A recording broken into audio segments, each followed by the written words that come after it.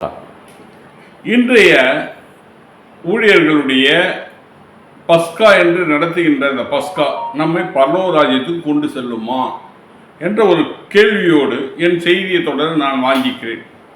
இன்றைக்கு பல சபைகளில் பந்திக்கான செய்திகள் கொடுக்கப்படுகிறது. பந்தியினாலே 1 கொரிந்தியர் 11வது அதிகாரம் 23, அந்த 23 திருப்பிப்பட 32, 23 32 பந்தி வசனம். அதில் மிக முக்கியமான ஒரு வசனம் என்னவென்றால் 32. நாம் நியாய தீர்க்கப்படும் போது உலகத்தோடு ஆகணைக்குள் தீர்க்காதபடிக்கு கர்த்தராலே சிக்ஷிக்கப்படுகிறோம். அப்போ பந்தியில நமக்கு சரியான முறையில் அனுசரிக்கவில்லை என்றால் இந்த சிக்ஷை என்று அதை உபதேசம் சொல்லிக் கொண்டிருக்கிறார்கள். அது அல்ல.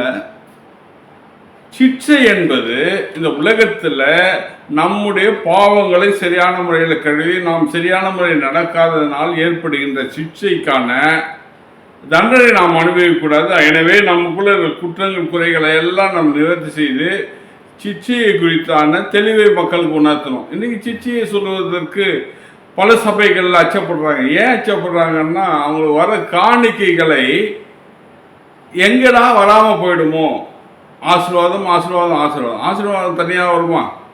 வேதவசனம் என்ன சொல்றது? மத்திய 6:33 முதலாவது தேவனுடைய ராஜ்யம் நீதியை தேடி இவைகள்லாம் கூட கொடுக்கப்படும். அப்போ தேவனுடைய ராஜ்யத்தை தேடாத எப்படி அவங்களுக்கு ஆசீர்வாதம்? அப்போ சிக்ஷையை குறித்து சொல்லி அந்த தேவ ராஜ்யத்தை குறித்து சொன்னால் மட்டுமே அதுதான் உண்மையான செழிப்பின் உபதேசம். இன்றைக்கு சொல்றது செழிப்பின் உபதேசம் அல்ல, அது நரகத்துக்கு நம்மை கொண்டு செல்கின்ற பாபிலோனிய உபதேசம். பாபிலோனிய உபதேசம் என்றால் என்னன்னு ஒரு கொஸ்டினை உங்களுடைய புருவங்களை உயர்த்தி நீங்கள் பார்க்கிற பொழுது தெரிகிறது. அதாவது அவர்களும் தேவ வசனத்தை தான் பேசுவார்கள். ஆதாமோடு சாத்தான் பேசின ஆதியால தேவ வார்த்தையை தான் பேசினான். நீங்கள் தேவனை போல் மாறிடுவீங்கன்னு. அதில் பார்த்தீங்கன்னா தேவனை போல் மாறினதை நாம் பார்க்கிறோம். அப்போது தேவனை போல் மாறின சாயல தேவனு சொல்கிறாரு, அதே வார்த்தையை தான் அங்கே சாத்தானு சொல்கிறான். அதே மாதிரி தான் இன்றைக்கு பாபிலோன் உபதேசம் என்பது சாத்தான் எப்படி அந்த வேத வசனத்தை வைத்தே ஆதாமை கவுத்தானோ அதே போல் இன்றைக்கு நம்மை பரலோகத்துக்கு போகாமல் நரகத்துக்கு கொண்டு செல்கின்ற காரியத்தை தான் இன்றைக்கு பல சபைகளில் அதை சொல்லி கொண்டு இருக்கிறார்கள்.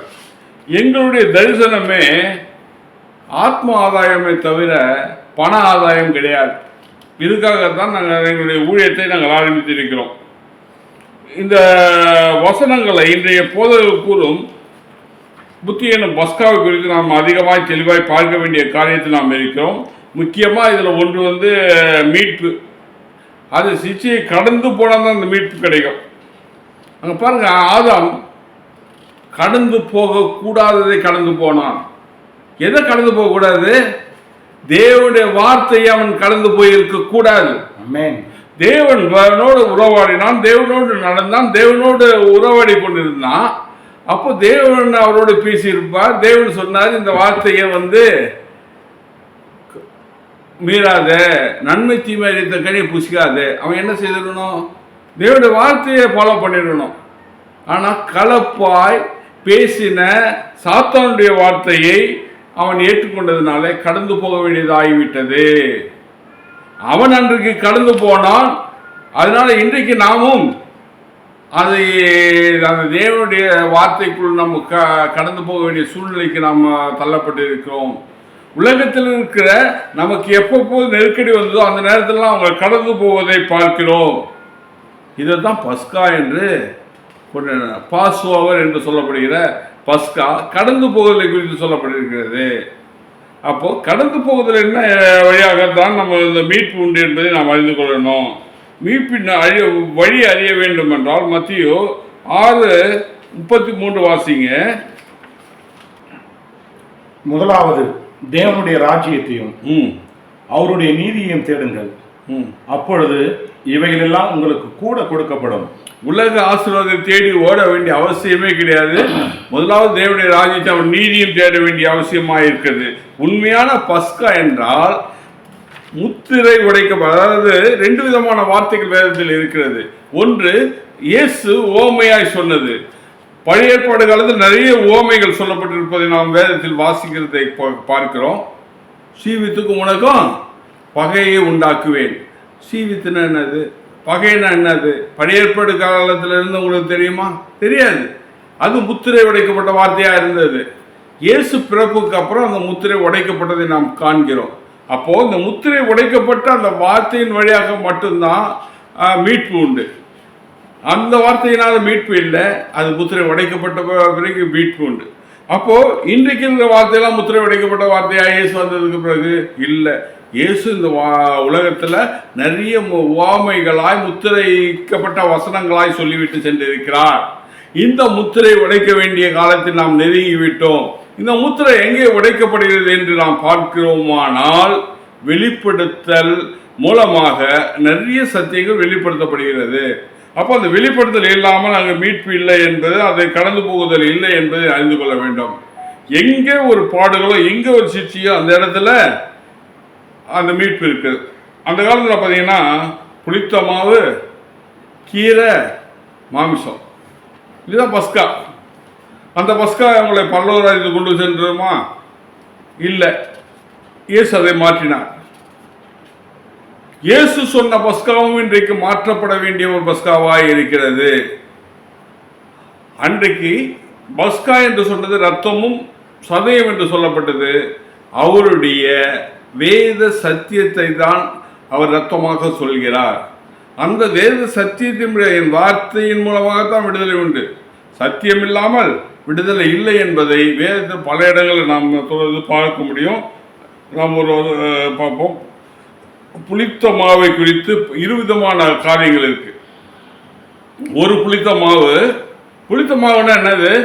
ஒரு புளித்த மாவு, கொஞ்சம் புளித்த மாவு இருந்ததுன்னா ஒரு இதில் இருக்கிற எல்லா புளித்த மாவையும் புளித்த மாவை மாற்றிவிடும். அதே மாதிரி ஒரு புளித்த மாவு சாத்தானுடைய உபதேசம், அது அதை எல்லாம் புளிக்க செய்துவிடும், அது எல்லாமே கெட்டு போயிடும்.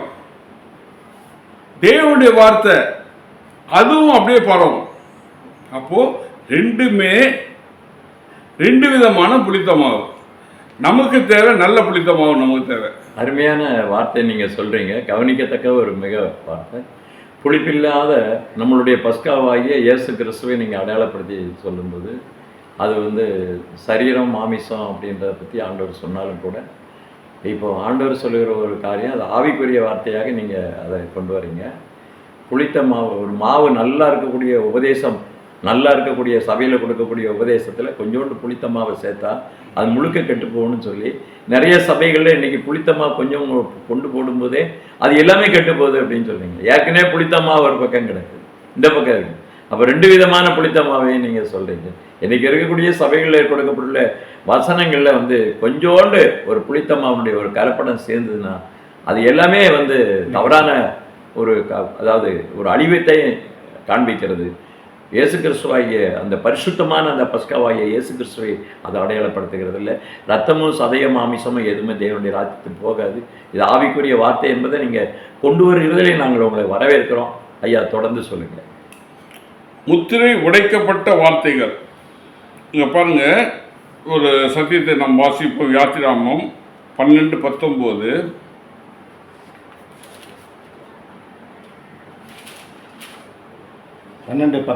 வசனத்தை வாசிப்போம். 7 நாளளவும் உங்கள் வீடுகளில் புளித்த மா காணப்படலாகாது. எவனாகிலும் புளிப்பட்டதை புசித்தான், அவன் பரதேசியானாலும் சுதேசியானாலும் அந்த ஆத்மா இஸ்ரவேல் சபையில் இராமல் அறுப்புண்டு போவான். அந்த காலத்திலே அதை பற்றி சொல்லப்படுகிறது. அது தேவன் அது அந்த காலத்தில் இருக்கவங்களுக்கு அது புரியாது. அவர் ஏதோ இந்த மாவை குறித்து ஏதோ சொல்கிறாருன்னு நினச்சிருப்பாங்க. ஆனால் அதோடைய வெளிப்பாடு எப்போ நமக்கு தான் கிடைச்சிருக்கு.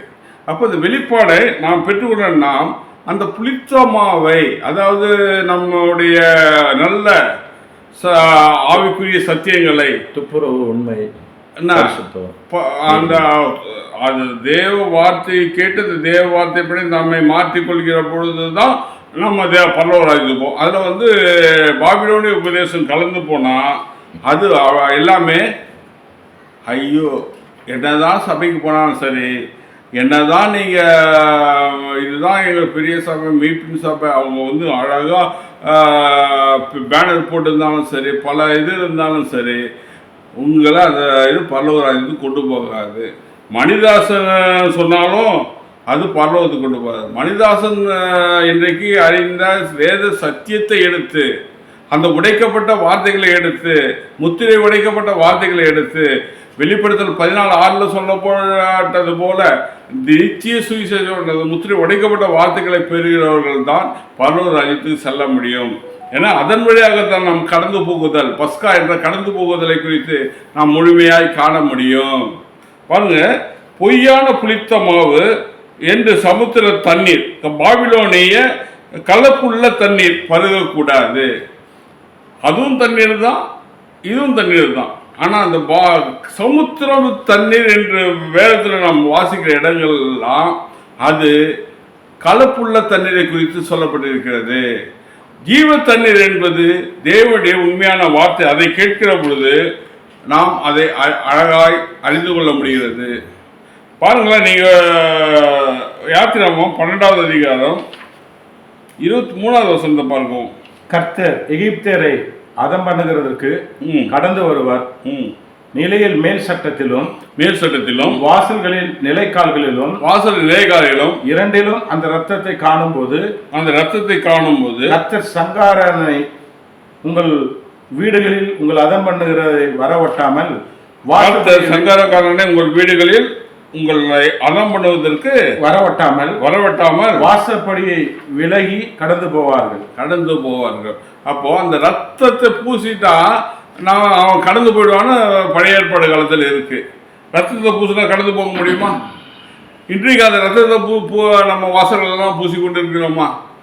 சேஞ்சஸ். அதில் வந்து தேவன் ஒரு மாற்றத்தை உண்டாக்கினார். அது அல்ல, அது உவமையாய் சொல்லப்பட்டது. வேறொரு நிஜம் இருக்கிறது, அந்த நிஜம் நானே என்று வந்தார்.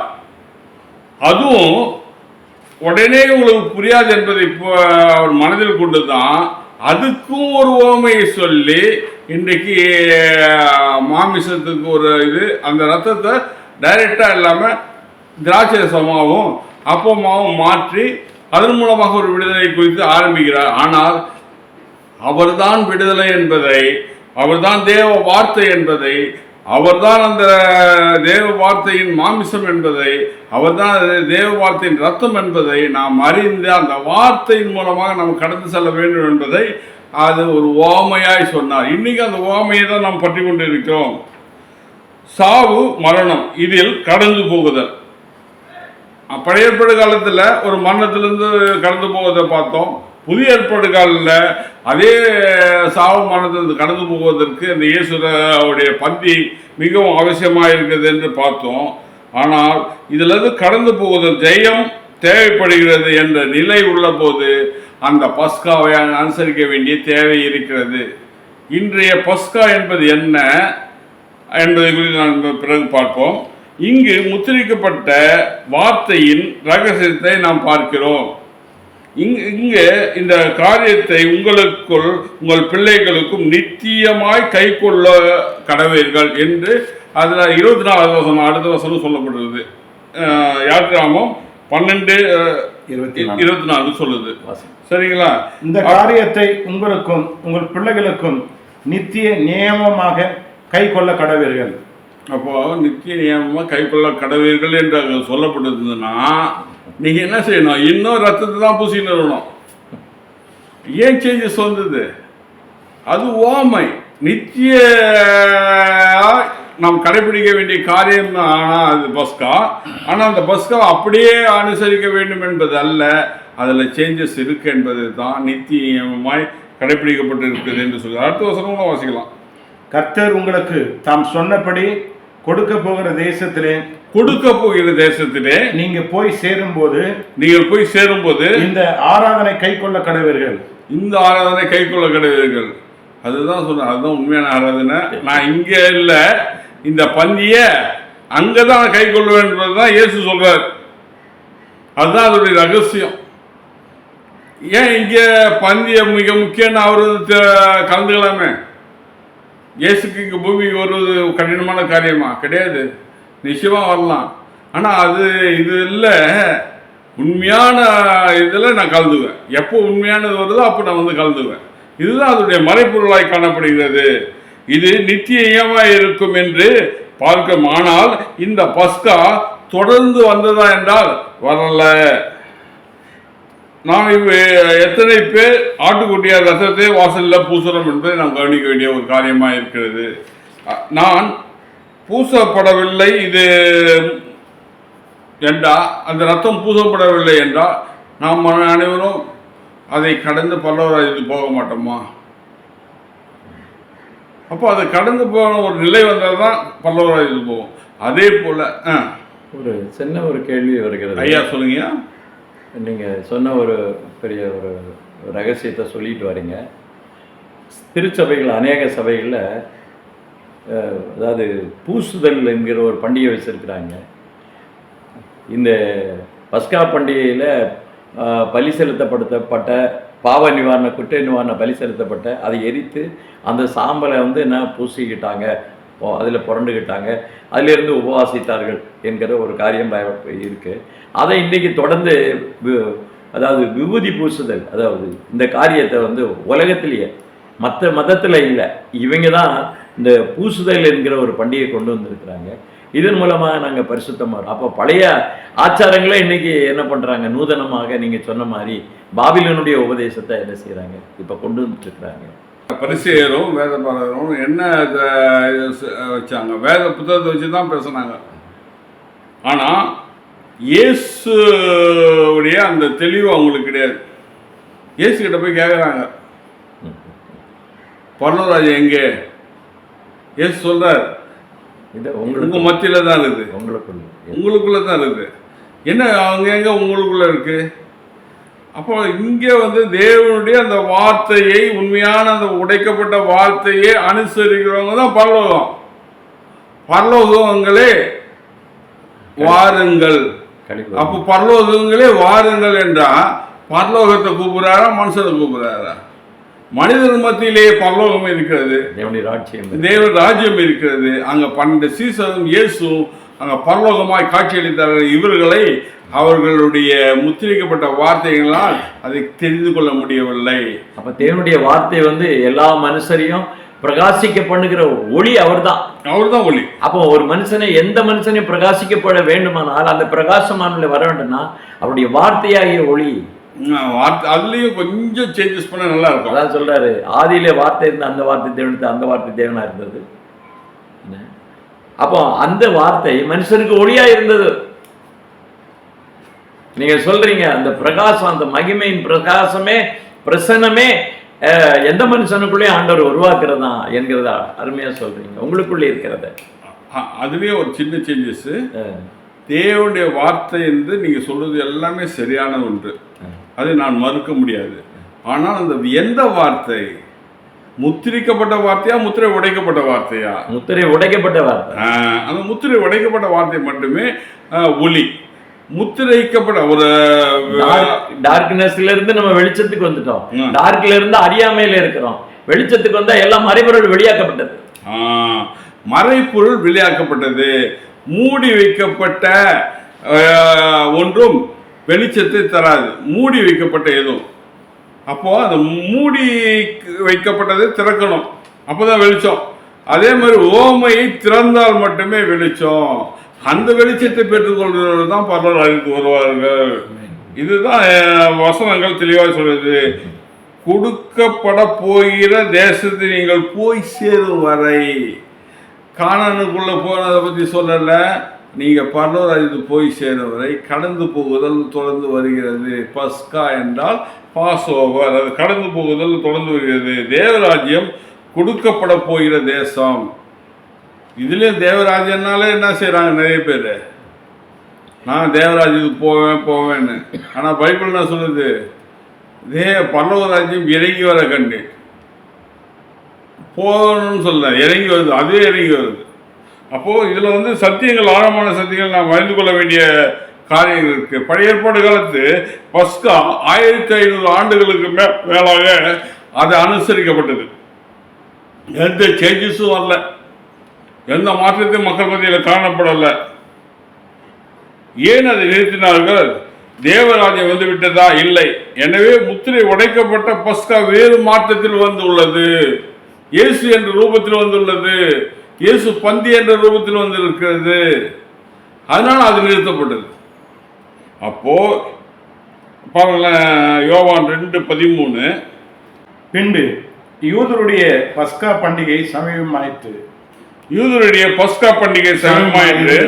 அப்பொழுது இயேசு எருசலேமுக்கு போய், பாருங்க அழகா சொல்லப்படுது, அந்த பஸ்கா பண்டிகை நாளில் தான் கடந்து வர்றார்.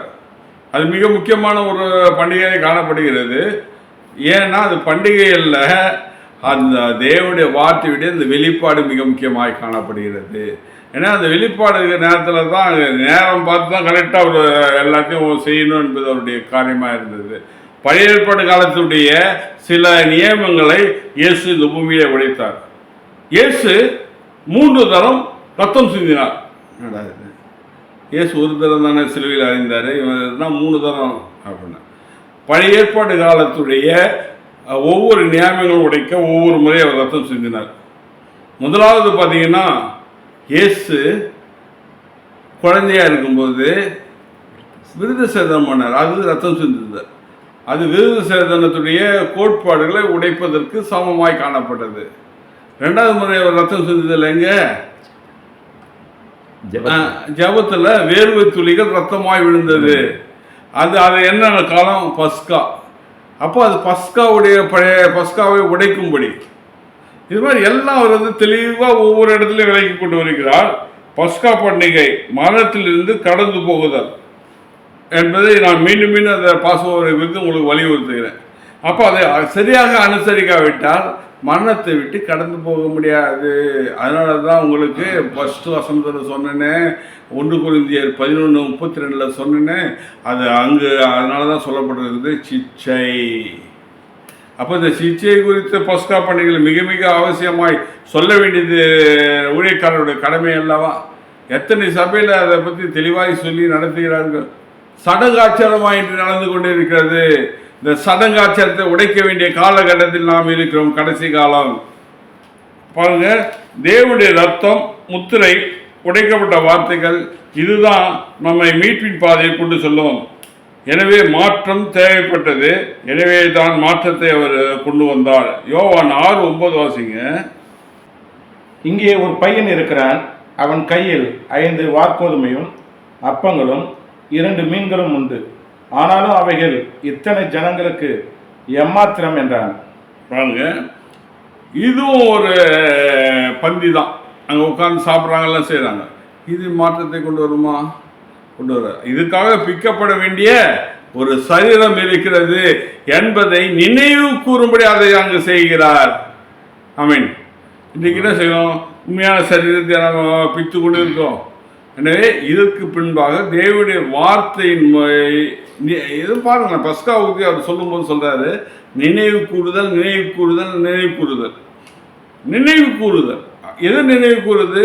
தேவனுடைய வார்த்தை மட்டுமே நமக்கு விடுதலை தரணும். அந்த வார்த்தையை நினைவு கூறுது. அதில் வந்து பயபக்தியோடு அதை படிக்கணும். ஏசாயா 33:6 சொல்லுது. என்ன சொல்லுது பாருங்க? பூர்ண ரட்சிப்பு. எல்லாம் ரட்சிக்கப்பட்டீங்களா? நாங்கள் எல்லாம் ரட்சிக்கப்பட்டோம். ஆனால் நான் சொல்கிறேன், நாங்கள் ஒன்றும் ரட்சிக்கப்படல. ஏன்னா என் வேதம் சொல்லுது, முடிவு பறிந்த நிலையில் இருப்போன்னே ரட்சிக்கப்படும். அந்த முடிவு பறிந்த நிலையில் இருக்கிற ரட்சிப்பு என்ன பாருங்க, 33:6.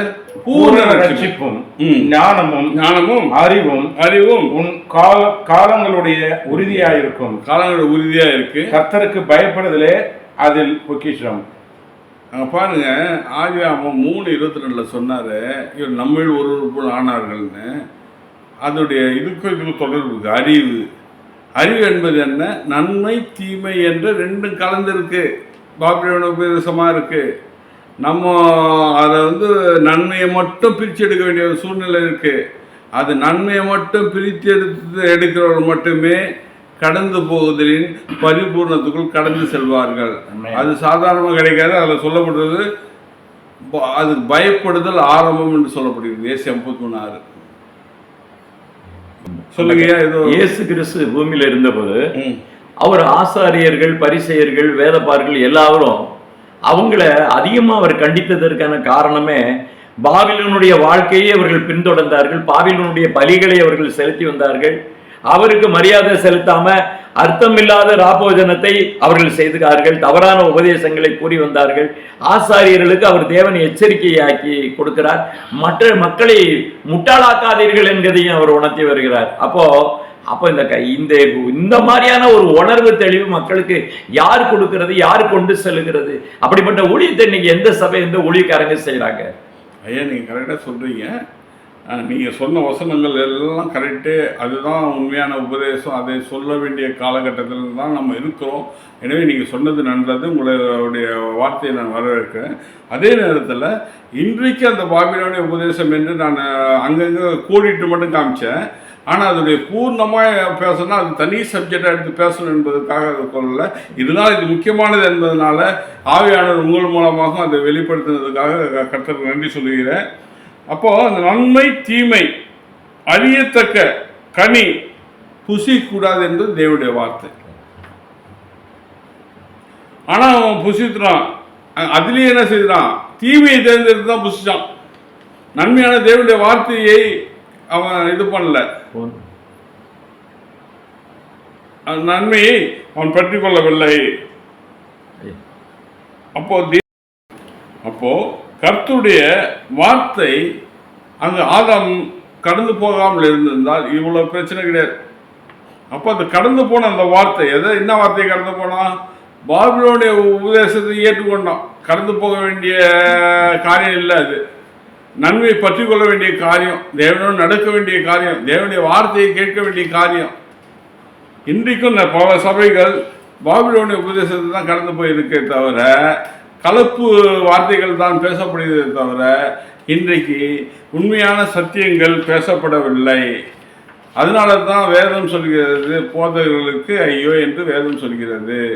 அப்போது நாம் அந்த கலப்பு இல்லாமல் தேவனுடைய வார்த்தையாய் அதனுடைய வெளிப்பாடை பெற்றுக்கொண்டு பேச வேண்டும். நான் எல்லாம் தெரிஞ்சவன், எனக்கு யார் போதிக்க வேண்டியதில்லை என்று பல போதகர்கள் இன்றைக்கு சொல்லிக் கொண்டிருக்கிறார்கள். என்னை பார்த்து நிறைய பேர் சொல்கிறாங்க, ஐயா உங்களுக்கு நிறைய விஷயம் தெரியுது, அது தெரியுது, இது தெரியுதுன்னு. ஆனால் உண்மை என்னன்னா, நானும் இன்றைக்கும் போய் கற்றுக்கொண்டு தான் வரேன். கற்றுக்கொள்ள கேட்காமல் யாராலும் எதுவும் தெரிந்து கொள்ள முடியாது. இந்த உலகத்தில் நான் மிகப்பெரிய அறிவாளி, எனக்கு தெரிஞ்ச விஷயத்தில் நான் மிகப்பெரிய அறிவாளி, தெரியாத விஷயத்தில் நான் முட்டாள் என்பதை ஒவ்வொரு மனிதனும் ஏற்றுக்கொள்ள வேண்டும். அதை அறிந்து கொள்ள முயற்சி செய்ய வேண்டும். அந்த எண்ணம் வந்துச்சுனாலே அறிந்து கொள்ள வேண்டிய என்ற வார்த்தைகளை, தேவ வார்த்தையில் உள்ள மறைப்பொருளை கற்றுக்கொள்ள அவர்கள் தன்னை அர்ப்பணிப்பார்கள். வாசிப்போம். ஆதியாகமம் 3:5. ஆதியாகமம் 3ஆம் அதிகாரம் 5வது வசனம்.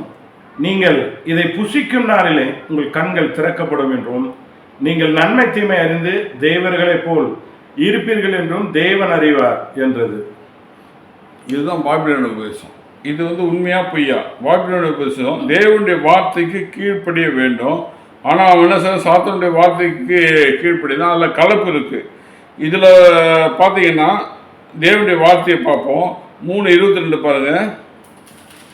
ஆதியாகமம் 3ஆம் அதிகாரம் 22வது வசனத்தை வாசிக்கிறோம். பின்பு தேவனாய் கர்த்தர், இதோ மனுஷன் நன்மை தீமை அறியத்தக்கவனாய் நம்மில் ஒருவரை போல் ஆனான். இப்பொழுதும் அவன் தன் கையை நீட்டி ஜீவ விருட்சத்தின் கனியை பறித்து புசித்து என்றைக்கும் உயிரோடு இராதபடிக்கு செய்ய வேண்டும் என்று. பாருங்க, அங்கே நல்லா கவனிங்க. சாத்தான் நாங்கள் பேசுனது என்னது? இதே வார்த்தை தான், தேவனுடைய வார்த்தை தான். ஆனால் அதில் இவனுடைய கற்பனை, நன்மை தீமையை அறியத்தக்க கனியை புசிக்கூடாது என்பது தான் சத்தியமாய் காணப்படுகிறது. அதுதான் முத்திரை உடைக்கப்பட்ட வார்த்தையுடைய, அந்த இடத்துல முத்திரை உடைக்கப்பட்ட வார்த்தையுடைய தெளிவாக காணப்படுகிறது. ஆனால் அதையும் அவன் முத்திரை போட்டுன்னா சொல்கிறான், பாபிலோன் உபதேசம்மா, இது சாப்பிட்டா தேவரை போல் மாறுவீங்க. இது வேத வசனம் தான். வேத வசனத்தோடு கலந்து தான் இன்றைக்கு போதவர்கள், இன்றைக்கு அனைத்து நிறைய விசுவாசிகளை சபையில் நரகத்தை நோக்கி கடந்து செல்ல சாத்தானுக்கு துணை செய்து கொண்டிருக்கிறார்கள். இதை பார்க்கிற போது எனக்கு மிக மனவேதனையாக இருக்கிறது. நீங்கள் ஏதோ கேள்வி கேட்குற மாதிரி சொல்லுங்க. ஐயா, மனிதர்களுக்கு நாக்கெல்லாம் ஒன்று தான் இருக்குது, சர்ப்பத்துக்கு 2 நாக்கு இருக்குது. அதை பற்றி என்ன சொல்கிறீங்க? அதுதான் சர்ப்பத்துடைய நாக்கு தான். அது எப்பயுமே இப்போ இன்றைக்கி உலகத்தில் நீங்கள் பார்த்தீங்கன்னா நிறைய தெரியும். நன்மை செய்கிறேன் உங்களுக்கு அதை செய்கிறேன் இதை செய்கிறேன் என்று சொல்கிற பல அரசியல்வாதிகளை கூட பார்க்கலாம்.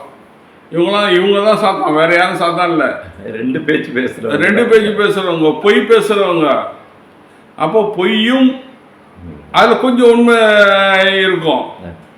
அவங்க செய்தால் நன்மை நல்லா இருப்பீங்க, அது அவனுக்கு தெரியுது. அவங்க தான் சாத்தானுடைய வித்துக்கள், சாத்தானுடைய கள்ளப்போதகர்கள், அவங்க தான் கள்ளத்திற்கு கள்ளப்போசர்கள். இவங்களை எப்படி இந்த ஜனம் புரிந்து கொள்ள முடியும்? ஐயா, இந்த காலத்தில் வேத சத்தியங்களை அறிந்து கொள்ள முடியாத மக்கள் நிறைய பேர் நிலையில் நீங்கள் நடுவில் ஒரு கொஸ்டின் கேட்குறீங்க. ஆனால் கேட்குற எல்லா கொஸ்டினும் பார்த்தீங்கன்னா ஆழமான சத்தியத்திலிருந்து நீங்கள் கேள்வி கேட்குறீங்க. விதை என்று சொன்னீர்கள். விதை தேவன் விதைக்கிறார், கோதுமையான விதைகளையும் தேவன் விதைக்கிறார். இது கலையை கொண்டு சாத்தான் விதைக்கிறான். 2 ஒன்றா தான் விதையுது. ஆனால் இதிலிருந்து கோதுமை மட்டும் அறுவடை செய்ய வேண்டிய காரியம் நம்முடையது. அப்போ வேத சத்தியம் இப்படி சொல்லுகிறது, பரலோகங்களே வாருங்கள் என்று சொல்லுகிறது. நீங்கள் என்ன பரலோகத்துக்கு போகணுன்ற இந்த பூமியில் உங்களுக்கு பரலோகம் இறங்கி வரணும்னு பைபிளில் இருக்குது. நீங்கள் ஏன் மாற்றி சொல்கிறீங்க? இது போன்ற வேத சத்தியங்களை ஆழமாய் படிக்க வேண்டும். அல்லது வேத சத்தியங்களை இது சத்தியமாய் நாங்கள் நீதி உள்ளவர்களாய் சத்தியம் உள்ளவர்களாய் உங்களுக்கு அந்த உடைக்கப்பட்ட வார்த்தைகளை உங்களோடு பேசுகிறோம், நித்திய சுவிசேஷங்களோடு பேசுகிறோம் என்று என்னை போல் பேசுகிறவர்கள் இடத்துல உட்கார்ந்துட்டு இவங்க என்கிட்டயே ஏதோ போயிருக்கான்னு நீங்கள் ஆராய்ச்சி செய்யணும். அது வசனத்தோடு ஒப்பிட்டவர் தான் சொல்கிறாருன்னு ஆராய்ச்சி செய்யணும். இதே மாதிரி அவங்க கிட்டேருந்து வசனத்தை வாங்கி நாம் தேவ சமுத்திரம் உட்கார்ந்து அந்த வசனத்தை ஆராய்ச்சி செய்யணும். அதுதான் வேதத்தை சொல்கிறது. யார் சொன்னாலும் அதை நீங்கள் ஏற்றுக்கொள்ளக்கூடாது. அதை நீங்கள் வேதத்தோடு ஒப்பிட்டு பார்க்கணும் என்பது நமக்கு ஏற்கனவே கொடுக்கப்பட்ட நியமம். அதை தேவனுக்கு அன்றைக்கே தெரியும், இது மாதிரி பண்ணுவாங்க, அதனால் இதை நம்ம மாற்றணும் என்பது தேவனுக்கு அன்றைக்கே தெரியும். அதனால தான் அன்றைக்கே சொல்லிட்டு போயிட்டாரு. அருமையான வார்த்தையை சொன்னீங்க. வேதத்தை ஆராய்ந்து பாருங்கள், அவைகளால் உங்களுக்கு நித்திய ஜீவன் உண்டு என்று எழுதப்பட்டிருக்குது. அருமையான வார்த்தையை சொன்னீங்க, ஏற்கனவே சொன்னீங்க. அப்போ அதை ஆராய்ந்து பார்க்கல அப்படின்னா யார் எப்படிப்பட்டவங்கன்னு சோதனை பண்ணாமல் தங்கத்தையும் பார்க்க முடியாது, ஒரு பொருளையும் நம்ம கண்டுபிடிக்க முடியாது. அதை விட மேலான தேவனுடைய வார்த்தையை எந்த அளவிற்கு நாம் சோதித்து அறிய வேண்டியிருக்க காரியம். நல்ல அழகான ஒரு வார்த்தைகள் சொல்கிறீங்க, தொடர்ந்து சொல்லுங்கள், அந்த காரியங்களை புரிந்து கொள்ளட்டும். அப்போது இந்த ஆதியாகமம் 3:22 சொன்னது போல அந்த ஜீவ விருட்சத்தின் கனி புசிக்க அவனுக்கு கிடைத்தது. பாருங்க, இந்த ஜீவ விருட்சத்தின் கனி தேவனுடைய வார்த்தையோடு உலாவின போது அவனுக்கு அங்கே இருந்தது. தேவன் வார்த்தையை விட்டு விலகி சாத்தான் நாங்கள் போனோம்னா அங்கே வேலி அடிச்சிட்டாரு. இப்போ நீங்கள் ஜெயம் கொண்ட பிறகு உங்களுக்கு அந்த ஜீவ விருட்சத்தின் கனியை புசிக்கிறதுக்கு நீங்கள் கடந்து போகிறீங்க.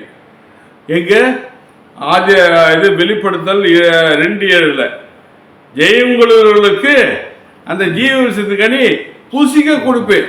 அப்போது மரணமில்லாத வாழ்வு வேண்டும் என்பது தான் ஒவ்வொரு கிறிஸ்துவனுடைய வாழ்க்கையுடைய அடிப்படை. அப்போ அதை நோக்கி நாம் கடந்து சென்றிருக்கிறோமா? அதை நோக்கி தான் போகிறோமா? இவர்கள் சொல்கிற வார்த்தைகள் நம்மை கடந்து போக துணை புரிகிறதா, இல்லது இந்த உலகத்தில் பாவத்துக்கு நம்ம விடை செய்கிறதா என்பதை நாம் ஒவ்வொருவரும் அறிந்து கொள்ள வேண்டிய காரியமாக இருக்கிறது. அப்போ ஜீவ தண்ணீர் என்ற வார்த்தை முத்திரை உடைக்கப்பட்ட வார்த்தை. இங்கு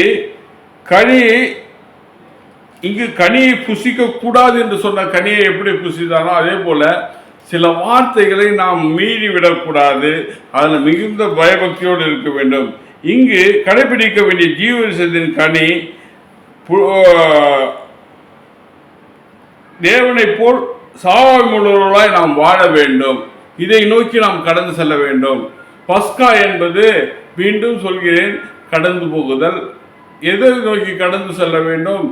ஆதியிலே தேவன் அவருடைய சாயல் அவர் ரூபத்தை பற்றி மனிதனை உண்டாக்கினார். ஆதியாகமம் 1:26-27. நன்மை தீமையை கனியை புசிக்கிற நாளில் அவன் சாவை மரணத்தை ஏற்றுக்கொண்டாலும் மரணம் அவனுக்கு வரலாங்க. மாமிச மரணம் இல்லை. மாமிச மரணம் வர்றதுக்கு நாளாச்சு. 930 வருஷம் ஆதாம் வாழ்ந்தான் அந்த பூமியில். அந்த என்ன சொல்ல போகுது, ஆத்ம மரணத்தை குறித்து சொல்லப்படுறது, ஆத்ம மரணத்தை குறித்து கடந்து போகுது சொல்லப்படுது. நாங்கள் 3:22 வாசித்தோமே, அதில் ஒரு சத்தியத்தை நம்ம கவனித்தோமா, நம்மில் ஒரு போல் மாறினான். அப்போ நம்மில் ஒரு போல் மாறினான் என்றால் 2வது சாயலுக்கு நிலைக்கு வந்துட்டான். ஞானம் வந்துடுச்சு. ஞானம் வந்த நீங்களும் நானும் நன்மை எது தீமை எது என்று பகுத்தறிந்து தீமையை விட்டு நன்மையை பற்றி கொள்ள வேண்டும். பாபிலோனை உபதேசித்து விட்டு உடைக்கப்பட்ட வார்த்தைகளுக்குள் கடந்து வர வேண்டும். இதுதான் உண்மையான பஸ்கா.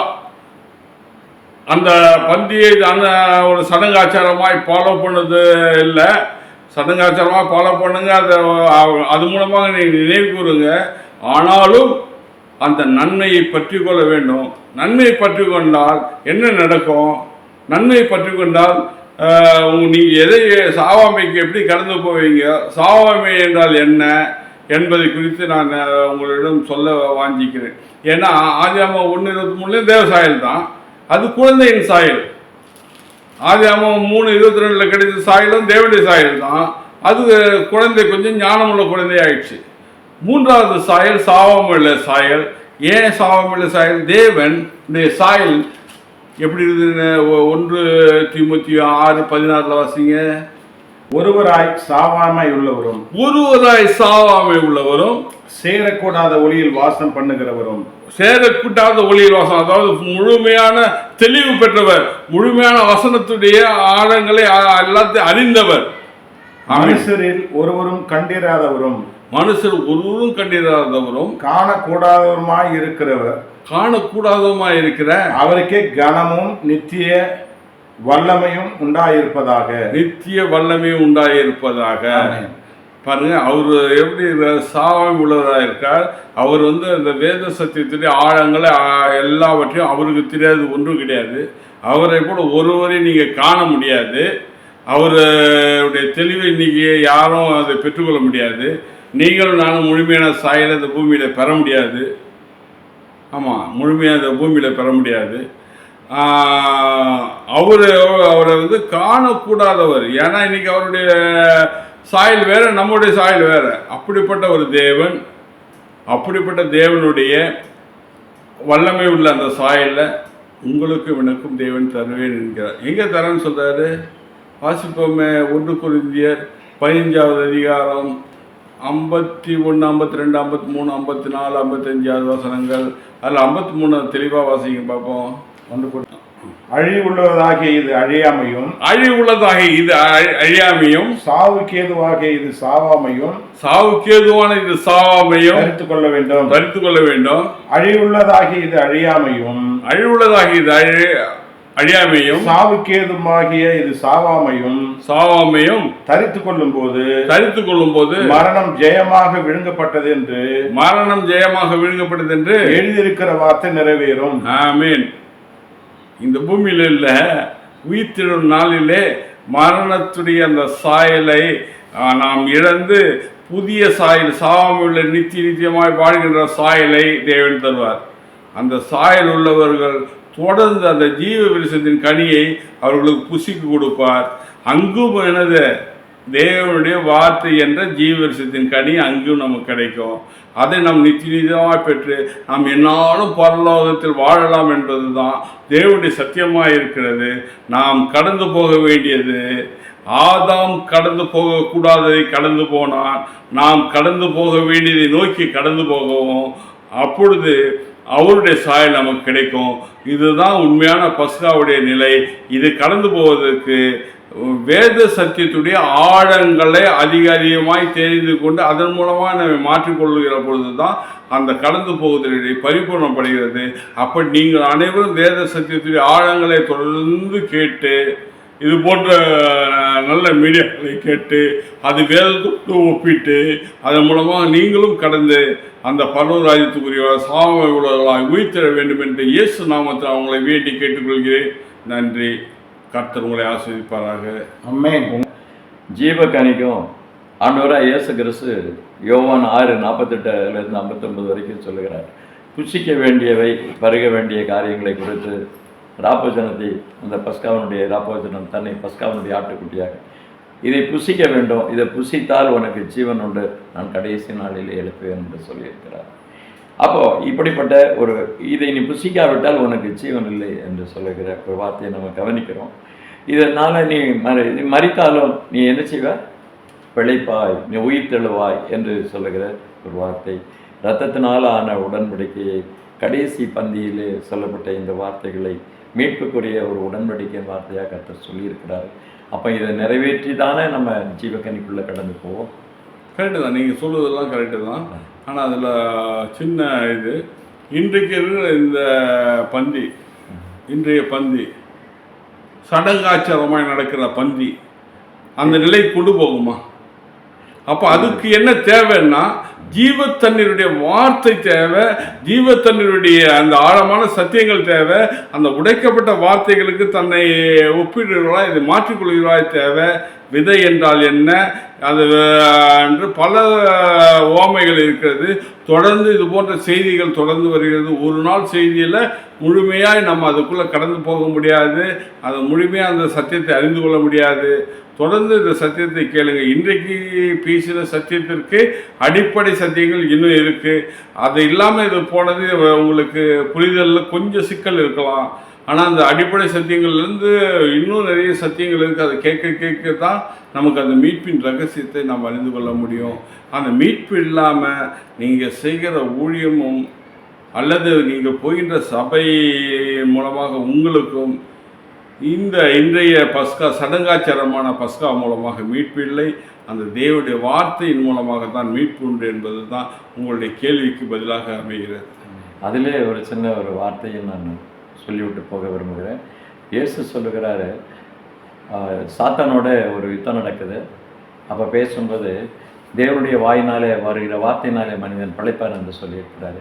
அப்போ அந்த வார்த்தையின்படியாக இந்த பஸ்கா என்கிற ஒரு காரியம், ராப்போஜன் என்கிற காரியத்தை அந்த வார்த்தையோடு கூட நடந்து, அந்த வார்த்தையோடு கூட தெளிந்த புத்தியுள்ளவர்களாக நடந்து அதை அவங்க செய்தால் அது சரியாக இருக்கும். அந்த வார்த்தைக்கு இல்லாமல் ஒரு பேரளவுக்கு ஒரு சடங்காச்சரியமாக போனால் அது நன்மை பயக்காது என்கிற ஒரு கருத்தை நீங்கள் ஆழமாக சொல்லியிருக்கீங்க.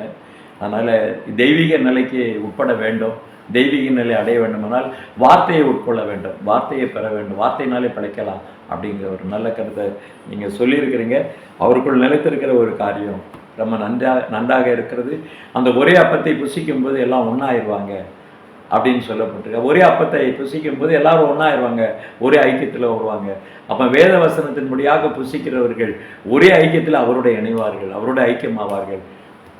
பாபிலோன் உபதேசத்தை போகிறவங்க பாழாய் போயிடுவாங்க அப்படிங்கிறத புரிந்து கொள்ளக்கூடிய ஒரு ஆறுதலான ஒரு நல்ல ஒரு சந்தர்ப்பத்தை நீங்கள் கொடுத்துருக்கிறீங்க. நீங்கள் தொடர்ந்து சொல்லணும். உங்களுடைய கருத்துக்களுக்காக நாங்கள் நன்றி செலுத்துகிறோம். ஆண்டவராக இயேசுவின் நாமத்திலே வாழ்த்துக்கள். உங்களுடைய வார்த்தைகளுக்காகவும் கேட்கிற ஜனங்களுக்காகவும் நாங்கள் நன்றி செலுத்துகிறோம். இயேசுவின் நாமத்திலே ஆமென், ஆமென்.